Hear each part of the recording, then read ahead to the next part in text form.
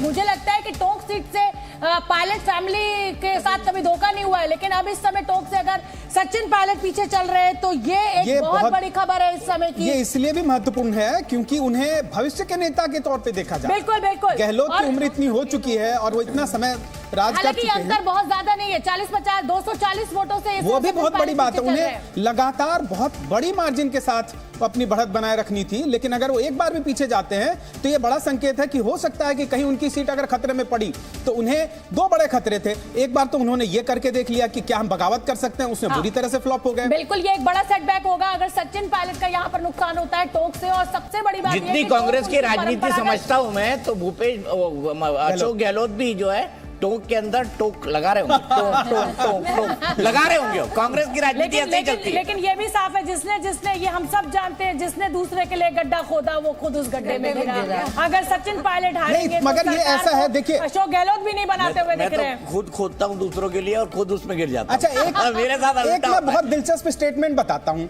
एक स्टेटमेंट राजस्थान में दिया गया कि भाजपा ने मुगलों के सामने और राजघरानों के सामने घुटने टेक दिए। मैं जल्दी से आंकड़ा पहले मुकेश जी मैं आऊंगी आपके पास। इस समय आंकड़ा बड़ा दिलचस्प मोड़ पर है और देखिए 48 सीटों के साथ 8 सीटों की बढ़त ले ली है। अब कांग्रेस ने छत्तीसगढ़ में भी पासा जो है वो बहुत बार जल्दी पलट रहा है। कभी सीटों का डिफरेंस 10 मध्य प्रदेश में 89 पर कांग्रेस है, 126 पर बीजेपी। तो फासला मध्य प्रदेश में बढ़ता हुआ। राजस्थान के अंदर भी 12 सीटों का अंतर है, लेकिन 102-90 इतना तो हम भी मानते हैं कि कांग्रेस टक्कर देके मानेगी। राजस्थान में कांग्रेस टक्कर देके मानेगी। जो केंद्रीय मंत्रियों का प्रयोग बीजेपी के द्वारा किया गया, ये मध्य प्रदेश में बहुत ही मास्टर स्ट्रोक साबित हुआ है। बीजेपी का 89 सीटों पर कांग्रेस सिमटती हुई इस समय शुरुआती रुझानों में दिखाई दे रही है। जो आंकड़ा 105-107 कांग्रेस का पहुंच गया था, अचानक 15 से 20 सीटें कांग्रेस की कम हुई है।